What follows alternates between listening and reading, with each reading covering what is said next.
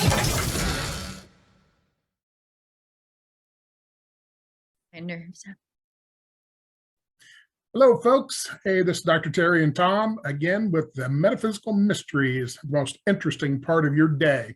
And today we have with us a filmmaker, actress, producer, oh boy, director, writer, CEO of Crazy Carrots Film, Dana Kippel. How about that? Thanks for being here. Hey, guys. Thank you. I'm happy to be here. I'm excited. Very good. And you're going to have an upcoming kind of metaphysical film coming out, correct? Yeah. It's called Reflect, and it comes out on August 25th. You can watch it on most major streaming platforms, Vudu, Apple, Amazon. Just Google it. It should come up. Reflect the movie. Fantastic. And, your interests, I've got a whole bunch of interests here that you're into: metaphysics, philosophy, mythology, plasma. Yes. You're a futurist, and so forth, and it goes on and on. So what are we going to talk about?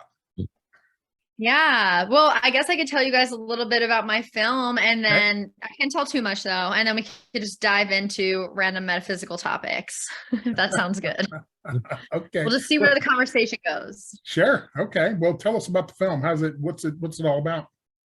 Yeah, so the way I came up with this film was kind of important too. I was actually acting and filming a movie in Arizona, and we were doing a lot of night shoots, so I didn't see the sun a lot, and I started to become very depressed. And someone told me, hey, you should go to Sedona after you film. There's a vortex there, and it's beautiful energy.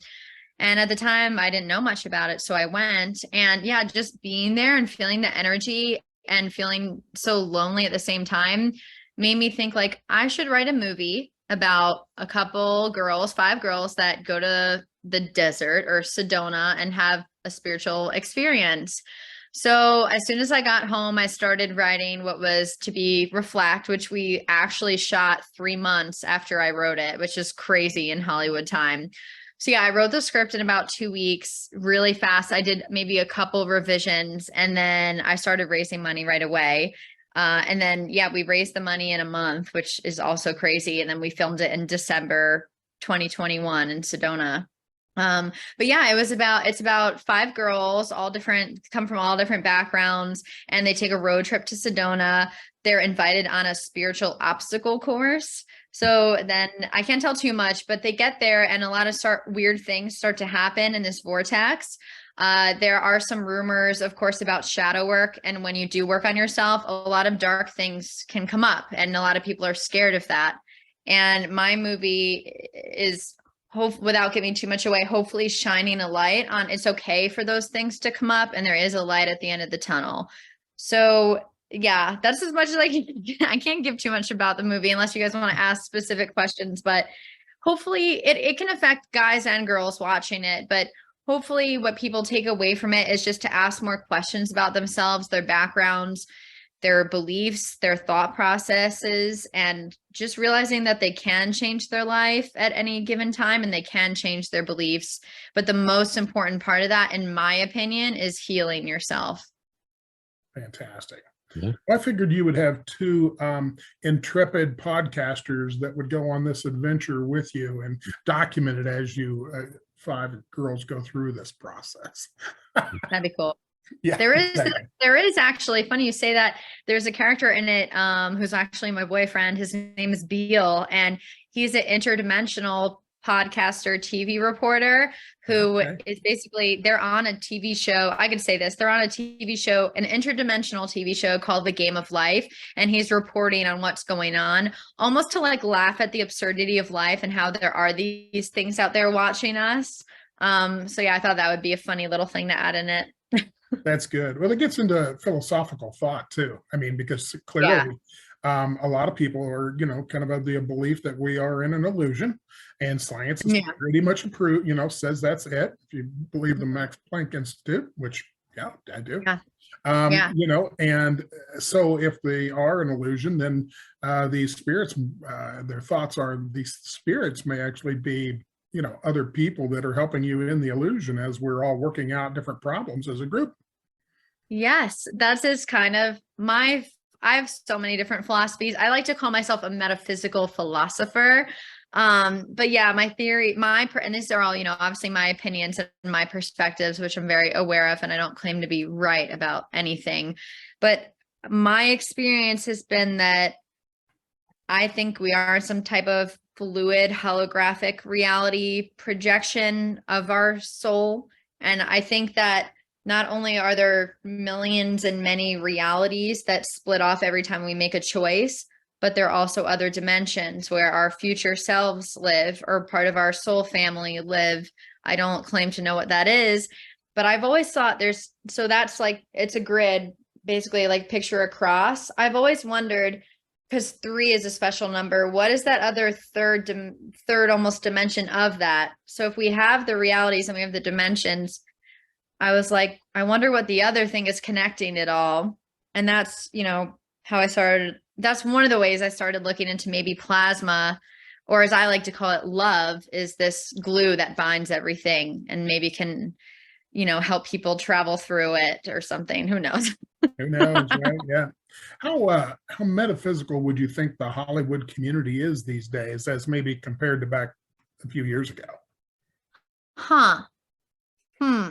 So I think that there are a lot of metaphysical people in Hollywood, like James Cameron and Chris Nolan, who wrote Interstellar. I mean, those things have clearly metaphysical topics. I don't know if they know they're metaphysical, but I think a lot of people channel metaphysical topics without realizing it. I see that in Hollywood all the time. As far as people who are intentionally metaphysical, I do know there's this guy from The Office named Rainn. Is it Rainn Wilson, Ryan? Rainn Wilson. And he is a metaphysical, either podcast or like media group. So they are out there. But as far as compared to a couple of years ago, I think it is becoming more accepted, but I still get made fun of all the time. Well, it's easier to make fun of it than it is to plow through it and learn it. Yes, because once you are awake to these things, you can't be a crappy person anymore. And in Hollywood, it's hard. It's just a difficult place to make a living, no question about it. And keep your soul, yeah. But I've managed to do both. There you go. There you go. Tom, you had a question? Yeah, how'd you find trying to do this movie out there where you have the Hollywood, LA connection? Did you find it readily accepted or pushback? How did it land for you? Yeah, so I got lucky and I had pushback. So when I first started telling people I was going to make this movie, I got told by a bigger lawyer in Hollywood that I should take that money and go to film school instead. And then I got told by a female filmmaker who made a short film. She said, "You'll never be able to make this. You should just quit now. It's a horrible time for women." And, as I say, and as you guys think, we kind of create our own reality. So I just chose not to listen to them. And then again, when I made the film and started trying to sell it to different distribution companies, almost everyone emailed me back saying, "We don't know what to do with this. We can't take it. We don't know how to market this. We don't know what genre this is. Is this sci-fi? Is this horror? Is this comedy?" They were like, "Good luck. Like, cool film, but like, good luck selling it." And then this company, Good Deed Entertainment, I came across, messaged me and loved it. So yeah, I got really lucky with them. They seem to like this stuff. So I think it's something to be said for not trying to fit in. If you keep going that path, eventually you'll find your people. Absolutely. There is a huge hunger in America for these metaphysical things because people are thinking about these things. And it almost goes back to some of the church stuff. You can only learn so much in the current framework that the church provides. And you need to go out on your own, look at the History Channel and the Ancient Aliens. And those are huge draws because people are just starving for accurate data and so forth that can be put into an entertainment form that's also educational and makes you think. And granted, sometimes you may want to watch the Three Stooges. You don't want to think. You just want to be entertained. Yes, that's fine too. But when you're a working mind and you go, I always thought about what are ghosts? What are spirits? What's a medium? What's the difference between a psychic and a medium? And you start getting entertainment forums that start to answer those questions. that's when, you're really picking up a big bunch of people. But I mean, you even go back to Mel Gibson doing the Passion of Christ, it was a big draw for that. Of course, he had a lot of kickback in the Hollywood community for that because of Christian belief systems, but it's not so much that it's a Christian thing. It's an actual documentary almost, if you will, with some beliefs within it. You don't have to choose to believe them, but you can certainly be entertained by it and pick up a book or something and go look for yourself. Yeah. And I think I'm one of those people, I think there's a wealth of knowledge in the Bible. I think Neville Campbell wrote a book about it that really inspired me. Whether I believe in that or not, there's so much you can learn from every religion. Of course, I'm not religious, but yeah, I think you can learn so much from them. And I think another thing in Hollywood that they try to do is they try to put everything into a box. What can be proved with statistics and logic? And I think they're missing a huge component, which I hope to be one of the, people riding this new wave, is intuition and people who are yearning to learn more about themselves and these philosophies. And I hope to start a new genre, which is metaphysical film or philosophical film. And, the biggest films, Interstellar, Contact, these were all those kind of films. And, right now there's just sci-fi, but I really think there's an opportunity here to bring about a new genre where a bunch of people can help teach humanity with these films. No question. I mean, even go back to Star Trek, the original TV series, tons of philosophy in there and exploration of, race, creeds, cultures, all the things, and they put it in an entertainment form. That way, you could do it and nobody'd say much because it happened out in space in the future, right? Yeah. There's funny you talk about Star Trek because Star Wars talks a lot about the Force, and this is another topic I won't get too much into, but I'm writing a nonfiction book about plasma intelligence, and I compare it a lot to the Force. And I think that George Lucas was definitely channeling something with Star Wars and the Force, and I don't even know if he realizes what he did. Someone else wrote a book, I think it's called The Dark Materials, that has a lot to do with plasma dust and plasma. They don't call it that, but yeah, there's so many truths channeled in Hollywood. And I feel like if you just said that there was a genre like that, instead of it being sci-fi, you would actually draw more people to it, because some people don't want to watch Star Wars or Star Trek because they think it's just sci-fi. You don't realize how much beautiful lessons are in these things. Yeah, absolutely. You got to step yourself out of the box a little bit. And, somebody who's doing a lot of that is Billy Carson, if you're familiar with him. If not, I would suggest people look him up. He's doing the research, amazing research, even comparing the Emerald tablets of Thoth to the Bible, and showing what Thoth had to say and then the reproduction of it in the Bible. And that happened before the Egyptian culture, back in the Atlantean cultures. And some of your more esoteric organizations actually have that information, and they keep it very quiet. Pretty interesting stuff when you get into that. It really is. So. Yes. Yeah.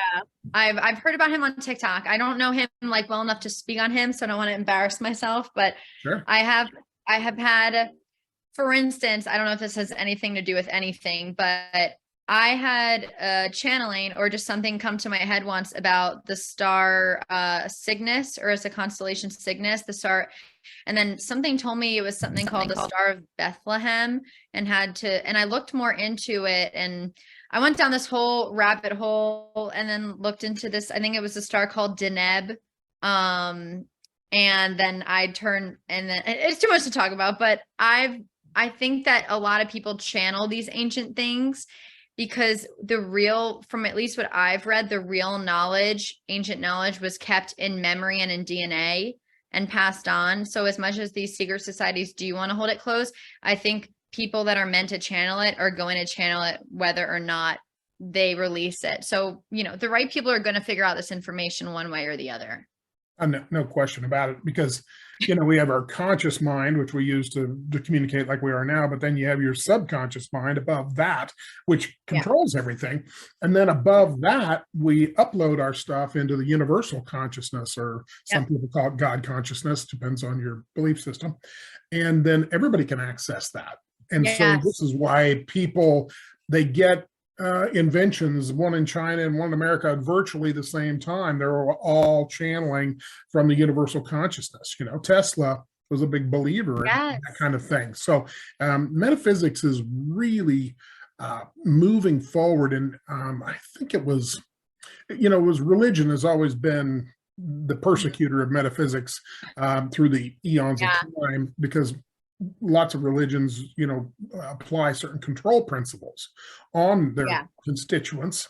And but I think it was Pope John Paul II that said, you know, science and religion are not opposing forces. They just don't know each other yet. Yeah. Fully. And that's what metaphysics is all about. I mean, anything above physical. And so when you think of things like Jesus as an example, what a mystic. You know, what a psychic medium. You know, the lady at the well, he told her what all the husbands she'd had before. When Nathaniel came as one of the apostles, and he said, I saw you under the fig tree before Philip brought you here. Well, that's all psychic, you know, and that's just the way it is. So this has been around from the beginning of time. Forever. And we always seem to think we found out. Oh, I mean, we just, you know, relocated it somewhere, and, you know, we've rediscovered it, something that we'd done eons ago. And, you know, with consciousness comes life. And life then comes out in a lot of different ways. And one way is in the human bag of bones that we occupy. Yeah, absolutely. Tommy, you want to get to this? It's ironic with all this, really, what this comes down to is relearning what we already know. Yes. Yeah, and it takes you a while to figure that out. It does. It does. So when it comes to some of your interests here, when you take metaphysics or philosophy or even mythology, how do you roll that into a project that you know, is going to make sense to people? Yes, I'm glad you asked. I wanted to take a quick break to also announce I have a poetry book that just came out. Oh, great. This is a sample copy I'm holding up, but it's called Autopoiesis, Metaphysical Poetry. Gotcha. And it's poems about love, loss, and finding yourself in the midst of it all. And it actually combines metaphysics, philosophy, and mythology. Wow. Yeah. So and I'll tell you how my method of combining all these, but I did want to shamelessly plug that book for anyone. And there's cool pictures and all the poems, and they're just really, it's almost like very interdimensional, strange channeled poems that you won't find in normal books. And I paid extra for the color in them. Nice. Well, we'll get that linked up on the website so people can access that. Is that available? Is that available like through Amazon, or do you get to go direct? Or? Yeah, it's available now through Amazon. You can get the ebook for 99 cents or the paperback for $14.99. It has 5-star ratings, I think like 25 of them now. And it was a best new seller in metaphysics. It was #1 in metaphysics and mysticism, which was really cool. I got very excited. Absolutely. That's something to get excited about. Yeah. So hopefully that's a nice little, add on to my film. But as far as mythology, philosophy, and metaphysics, the way I kind of roll it all into each other was a mistake. As I said, the first kind of channelings to me personally were about plasma, and I almost compare like the plasma field to the Akashic field, where everything's kind of all up in there. That led me down a rabbit hole about the mythology of Inanna, the goddess of Sumeria. I think there's a lot of connections there. I'm actually writing my next film about that. So yeah, I kind of take the mythology of like how they even say in the Bible that they made things from clay and they molded things together to make to make people. Sometimes they have those in different religions. I say if plasma is the invisible clay, our consciousness, it's a vehicle for our consciousness where we impress on it or mold what we want to become into matter. So I don't know how I really combine them, to be honest. I just read a lot in all three subjects, and I happen to have what I would call like new thoughts that I haven't heard before because of the combination. Like I think mythology is a huge key that sometimes is left out of the equation. Absolutely. Yeah. Tommy? So I have a question. I mean, obviously you're very passionate about all these topics. Yeah. And a lot of the catalyst was, as you said, you're in Sedona, the vortex. What was your world like before all of this? Like, who are you and how did you really get going on all this deal? Yeah. It's such a loaded, long question, but I'll try to shorten it. So yeah, I mean, I grew up with a lot of darkness in my life, honestly. I was adopted and I wrestled with that. And I also went through a lot of bullying as a kid, not having a lot of friends.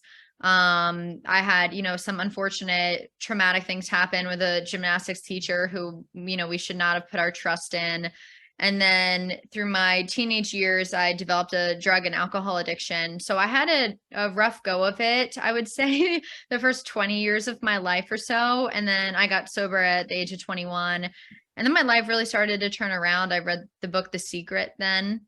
But still in my 20s, I don't think I was ready for any of this information. I always was pretty psychic growing up. And I think I tried to numb that because I didn't know. I think because of all the darkness I was going through, I was seeing a lot of dark things, which is very normal, which I now know. And when I started to heal myself through my 20s and have more positive experiences, I started to open up more to that.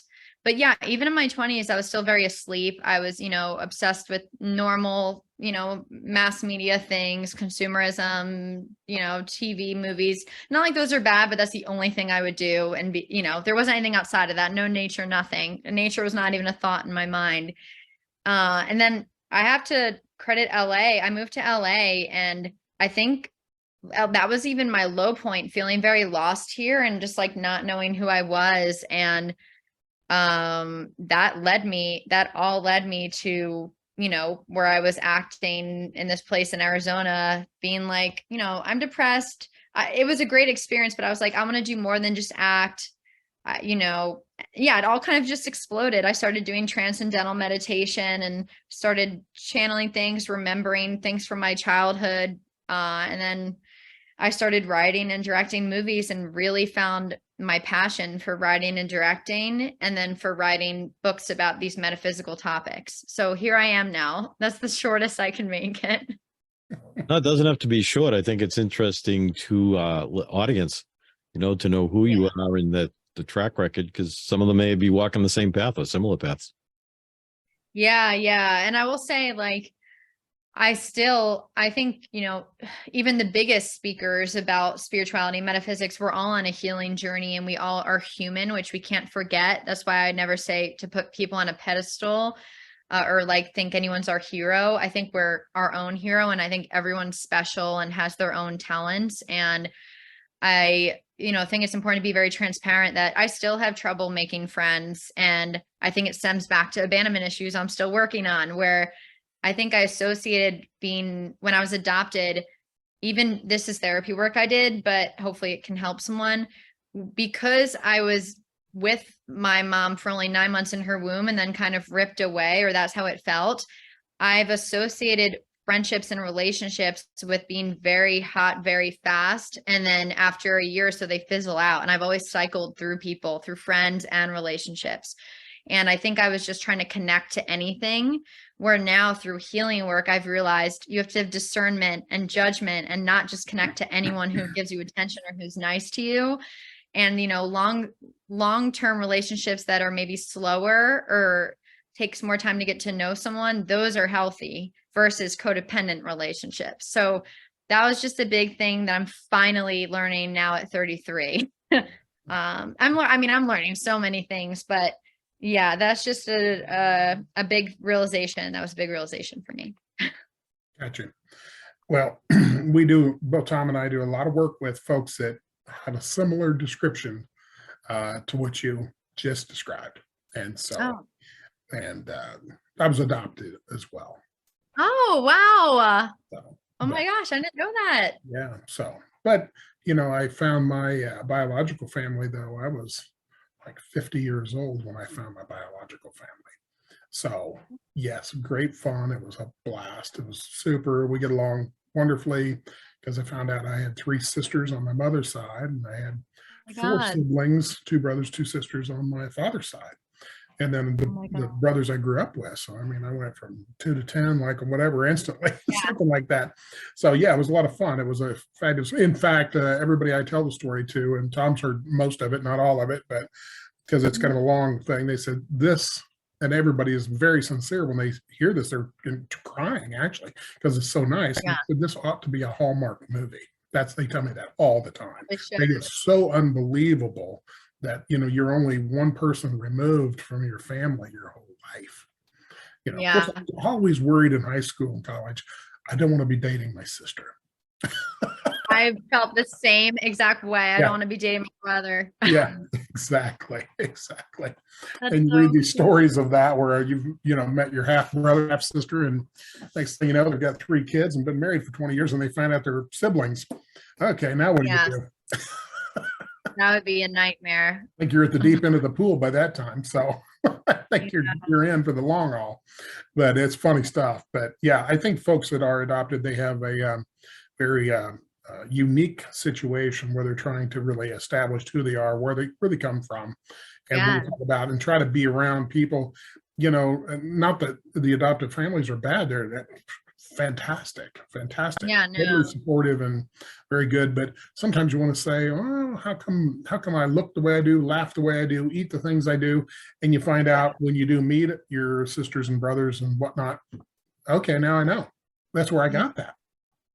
That is something that's very important to me, actually, to talk about too, because I always call on Instagram, I call myself Dana the alien, because I've always felt like an alien, because I didn't feel 100% connected to anyone but myself. Because I would say, you know, there was my adopted family, my birth family, but both, you know, my adopted family, obviously we're not blood related. I love them. They were amazing. But then my birth mom, I don't feel connected to, or my birth father either, because I met them as well and have siblings, because they feel more like friends or aunts or uncles. But it's like I only 100% connect to me. So I think it pushed me even more into that self-discovery journey, because I had no choice but to connect to myself, because there wasn't a normal family or connection experience that most people have. And I'm grateful for it, because it's put me on a certain path, but it's definitely unique. And I would also really beg parents to please encourage having your kids meet their birth parents. Don't make it about you. Don't let your fear of losing them, you know, stop your kid from looking for them, because I've heard that a lot, and it's very unfortunate, because, you know, you're holding on to them, and if you really love someone and let them go, they'll always come back to you. So yeah, that's very important to me to tell people. I think Tom would agree with me. We get a lot of people who are, they call themselves this, damaged when they were little through trauma and other things. And we find over and over, because we do the podcast and meet so many unique people, talk to them off the air and all kinds of stuff, but they get almost shoved into being psychic and medium because they go within themselves, because they're traumatized in one form or another, according to them. And it's really kind of a perspective, but at least their perspective at the time, they believe that. So when they're little, they're like, oh my gosh, you know, I really do have to go in my closet and be with myself, you know, that kind of thing. And so we see this over and over with people. I mean, you know, big names and stuff that have got this early childhood trauma of some sort, and it makes whatever skill sets they have that much more honed or opened when they wouldn't maybe otherwise have explored that. So I think we all come in with a plan to some degree that we put together ourselves on the other side. And so you were absolutely supposed to have the parents that you did have, and you were absolutely supposed to have the bio parents that you did have. That was all designed to pull something out of you that's going to create really an impact on a broader part of the population that can help a lot of people. So, you know, my hat's off to you for processing this and going forward. And, you know, Sedona is a fun place to go to do that, though, I will say. It could be worse places. If you had to go to Nome, Alaska or something in the middle of the winter, that probably wouldn't be as much fun as Sedona. But, you know, I tell you, I've been to Sedona, of course, several times. And in fact, one thing that drives me absolutely nuts, it probably didn't drive you nuts at all, but it did me. Everything in that town is the same damn color. I mean, you can only have like 4 colors per some ordinance on your buildings. So you can't find anything unless you're GPSing right to it, because you can't tell the difference between a hardware store and a grocery store. I will say this, though, if you want to get a picture of the only golden arches that are actually teal, yes, Sedona is the only place you can do it. And the McDonald's arches are teal color. yeah, Fantastic. But they're real low. And I guess the whole concept behind that is they don't want something standing being gaudy in front of the mountains, because people are coming out there to see all that. I saw that when I was there. Whew, drives me bat crazy. It really does. But I'm easily entertained. But so, tell me what you think. I've been to Sedona, but I didn't get the arches. I want to go back out when there's a little bit of a snow cap. I didn't get to see that. I've seen pictures of that, and that just looks awesome. That seems like that was a very tranquil, peaceful time to go. Right. The funny thing about that is, sorry. I was going to say there is a guide out there I recommend. His name is Joseph Whitewolf. Okay. And obviously native. I think he's Native American, but I think he may be Canadian originally. But anyway, he does a great tour out there, and you got the pink Jeeps and all that standard stuff where you can go out and see some of the hieroglyphic type things and so forth, which is pretty fascinating if you're into all that. But sometimes you just want to go chill, and that's a pretty good place to chill. And there's some cool stuff to go do. And I have really stuck my nose in some really cool metaphysical things to do while out there. And always get very interesting results. And well, Tom can tell you about that someday. But anyway, so did you do any adventures when you were in Sedona? Well, while we were shooting, we were so busy shooting that we actually had no time to do much else. But when we were shooting, we did get to go to the birthing cave because we actually shot the end scene there. Mm-hmm. So that was amazing to hike there and shoot that and climb up to that cave. I thought I was going to get sued because everyone was going to die hiking up that and drop the camera, but we didn't. I think it was called Boynton Canyon. That was really nice too. We've got, we went to all the crystal stores. That was really fun. We didn't do much besides that though, because we shot at Cathedral Rock, which was beautiful. Gorgeous. The funny thing about our shooting actually is that we shot in December and it was freezing. And luckily it did not snow for whatever reason, but we're all in as you can see, white dresses and little ballet shoes. And it was 30 to 40 degrees the whole time we shot. So we had to try not to shiver on camera. And I don't know what the heck I was thinking shooting in December, but I was told there weren't tourists there in December 2021. So it looks like no one's there, which was amazing. Yeah, absolutely. Well, it is bizarre when you get to some place and there's nobody there. I got detailed to New Orleans after Katrina, and we were down there, and I remember walking down Bourbon Street, and I'm in law enforcement, so I had a guy from it was the 82nd Airborne and 2 New York PD guys, and we just stopped. We all just kind of stopped, and I'm just looking around, and you get curtains flowing outside the high-rise buildings, where it's been shattered by the storm, and all these places that are normally just full of people. The only thing were left was the New Orleans ghosts. And I just stopped and I said, man, are you guys thinking what I'm thinking? They're like, yeah, did you ever dream in your wildest dreams you would be standing here with police officers from across the country and not a damn soul anywhere? Oh, wow. And that's it was like, Superman's bizarro world, where it's literally a movie set, and but real. And it was just a phenomenal experience. I knew it'd be one of those anchor moments that we all have. And until you're there and experience something like that, you just don't get it. I mean, that's just crazy. Fun stuff. Yeah. Yeah, I have a question for you for your film. The other people, the cast members in your film, are they of the same mindset of the metaphysical as you are, or did you have to do a little coaxing and convincing to get them to go along with this? Yeah, most of them aren't really. So Grace Patterson, she plays Katie in the film. She I would say is the closest as far as the mindset where she's very positive her mindset's very positive, but she's actually religious. I think, I don't know, I might be misspeaking, but she's in some kind of Catholic or something like that religion. So I didn't have to coax her into it because she's my friend and she loves acting, but it definitely is different than I'm sure her normal everyday beliefs.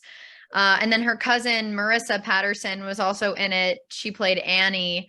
She also is religious. So it's kind of funny, but religion can be spiritual too. So, but yeah, it was definitely different than their everyday belief system. And then Ariana Brown and Jadalyn are the other two. I don't know their beliefs, but I just think they're like normal people. I don't think they think too deep into that. Maybe Ariana a little bit. She had friends that were very metaphysical. But yeah, I didn't have to convince anyone. Everyone loves acting and they were my friends. So, but they definitely, laughed. I got a few chuckles at some of the lines I wrote. Absolutely. Did you have particular challenges in filming this at that time? Yeah. Well, as far as financial challenges, when we, did raise the money initially, one or two people, but one person, told us he was sending money that never came. So, some of the money just dropped out and we had to get it all over again. That was extremely stressful, but it all worked out. And then as far as the challenges there, the biggest thing I can think of is that it rained one day when we were supposed to film outside. We did not have the budget or time to film another day. Or the schedule capabilities. So I had to rewrite the scene in an hour in my room and we filmed it in the Airbnb instead. And I rewrote the whole scene. So we were in the womb of Mother Earth and I had the art department go out and get red curtains to put all around us to look like we're in a Mother Earth's womb instead of being near the tree outside. So yeah, I had to really think on my toes. I think that was it. Honestly, besides that, we even had a tarot reader on set. This girl that plays Anana, who's one of their guides in the vortex, she is an actual tarot reader. Her name's Campbell Crates. And she was like, everyone loved her. I think we all bugged her so much with those tarot readings. So did you actually feel vortex energy when you were there? Would you describe what you did? Yeah, so actually we had some like divine interference when we were filming. There's this one scene where Anana, who Campbell plays her, she's like breathing, and then the trees behind her, the tree started breathing with her, like it started moving at the same speed as her. That was crazy. There was also times where we really needed wind to blow and we didn't have a wind blower and the wind blew perfect and made it look how it was supposed to look. Yeah, so those things were kind of interesting. Also, I think a couple of us saw we had interesting dreams while we were there. I had really interesting meditations with a lot of guidance. And sometimes when we were taking pictures, like orbs or like lights would show up in them that, if we take them here, we don't see. And I don't know what it was, but there was definitely like something watching over us when we were filming. Nice. Yeah. Tommy? As long as it wasn't a critic, you were in good shape. Yeah, I'm sure I will get some criticism, but I think that's fine. Did you get any of those orbs to show up in the post-production as you were viewing the film? Did I get any of the angels or the little lights? Well, the ones in the movie that are in the film are VFX, so no, not real ones. You need to hang out with us, you get real ones. Yeah, no, that'd be great. I went to this place in Washington.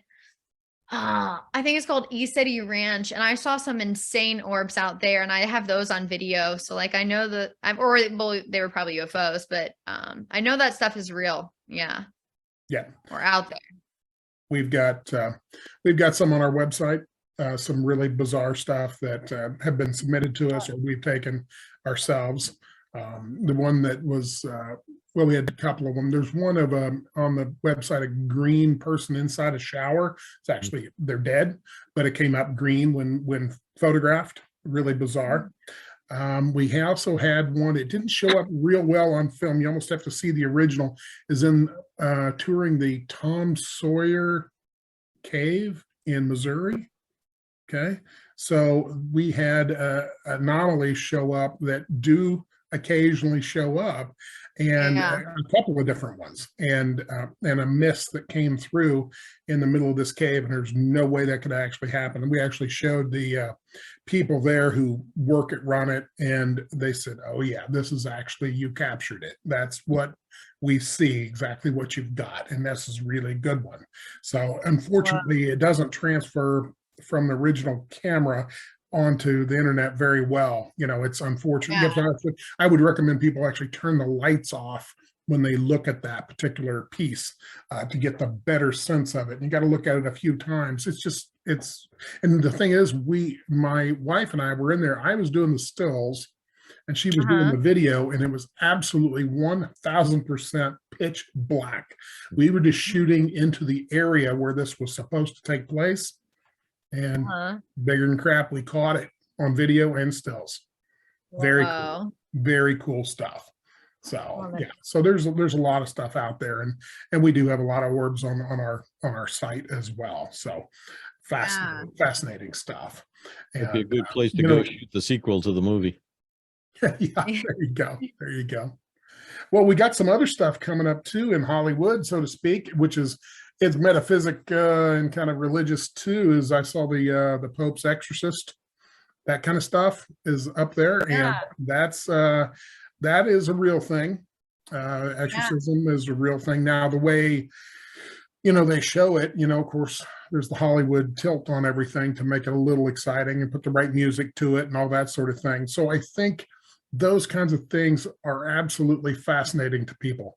Of course, people like to be scared, but when you actually understand the science, like Tom and I go in and we really dig into the science of it all, then you kind of lose a lot of the fear, if not all of it, and it becomes, in some cases, actually a little bit humorous.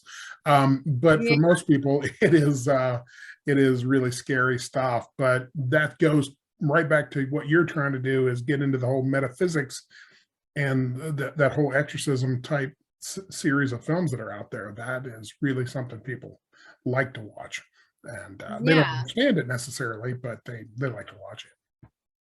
No, yeah, I think so. I think my film will definitely be different than a lot of films out there. It more feels like a board game than a film, or like a mystery school download. Yep. And I was fine with that. Like, this isn't about being like this most amazing character piece ever, or, I have tons of other movies I'll make that I'm sure will be that. But this one is more just hoping that someone who watches it gets even one thing that makes them curious. And this is almost like an introduction. If you're going to see any of my other movies, just like read some books about this stuff and your life will change. There you go. Yeah. Good. Well, we've covered a lot of ground. Tommy, you got some wrap up question? No, I think it's awesome work that you're doing. It's going to open some doors and a whole different group of folks that, otherwise may not have explored this. And it'll be interesting to see how many converts come out of this going that they want to learn more. So I think it sounds like a great path you've decided to jump on. Thank you. I know I have no choice. It's what I'm supposed to be doing. If I wanted an easy career, I literally just would have directed like a straight up action or horror movie and been famous by now. There you go. Well, sometimes the easy path is not your path, and when you're creating a new path, everybody else follows you. That's the best part about that. So I would say keep it up, because I think there is truly an overwhelming hunger for this stuff. Otherwise, like I said, things like the History Channel and the Ancient Aliens and all that kind of stuff would not be as popular as what it is. And Ghost Adventures with Bagan, Fagan and so forth. And we've had some people on here who've done some of his stuff too, been with him on a number of those events. So when you decide you will need a series of resources, let us know. We'll be happy to hook you up with some great resources for your next adventure into the metaphysics. So Dana, what do you want to leave our listeners with as we start to close out?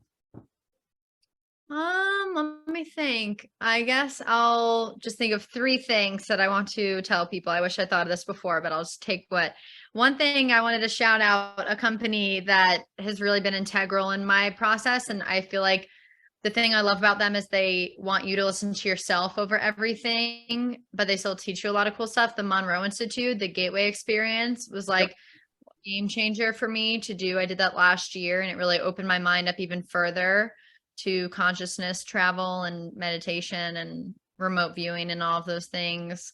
So that's number one.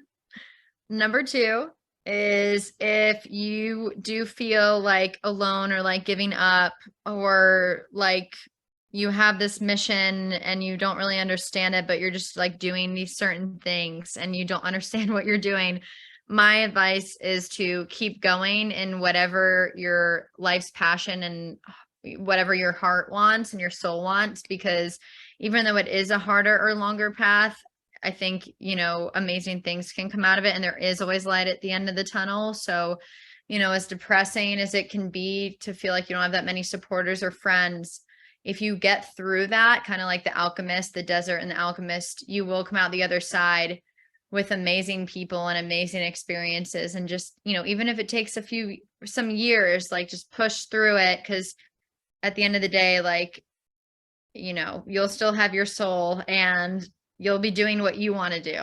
And then my third thing is, I think above all, what I'm learning, and I forget this sometimes, is just to practice love and understanding with everyone, even the people that cut you off. Because I'm sure a lot of us get mad at people when they drive and cut us off and we want to curse at them, but we have to remember we do the same thing to people when we're in a rush. So I think just like noticing the paradoxical ways we think and how hard we can be on people, even people that really hurt us, just try to understand those people and forgive and move on and treat everyone with love and respect. And that is it. Fantastic. So when you were dealing with the Monroe Institute, did you do the hemi-sync? You had a chance to put on the headphones and do the whole hemi-sync thing? Very cool. I was there for 7 days. Yeah, we did it every single day. I was on a high after that place. Absolutely. Yeah, I know some of the folks out there. Yeah. Story. I do remote viewing too. So yes, I remember you told me that. Yeah. Tons of fun. Yeah, really cool stuff. And people can learn how to do that. I mean, yeah, you can go to school for it if you want, but if you're pretty intelligent, you can pretty much learn how to do it yourself too. You can. Yeah. So yeah, I've had you learn anything yourself. Yeah, I mean the Stargate project that was done, you know, back in the day, you know, I had lunch with the supervisor of that, and he's in his 80s and very cool guy. Got the opportunity to talk about all that. It was all top secret back in the day, but most all of it has been released at this particular point, so you can get all that information. So if people want to really go out and do it, so. But I think you have so many topics ahead of you. I'm just very excited for you, and I hope this is a very successful film so we can bounce you forward into doing some more, you know, and that's what it's all about. So other than that, I will just say thanks for coming on, and to everybody from the Metaphysical Mysteries, we want to thank all of our listeners and viewers, and we will be back. And make sure you go out and check out Dana Kippel's fantastic film that'll be out August 25th called Reflection. And, Reflect. Correct? Okay. Reflect. I'm sorry. Reflect. Well, I was just adding some more to it. Okay. Reflect. There you go. This tells you what I know. And anyway, we'll see you guys in the theaters and on streaming online. So we'll talk to you all soon. Thanks very much.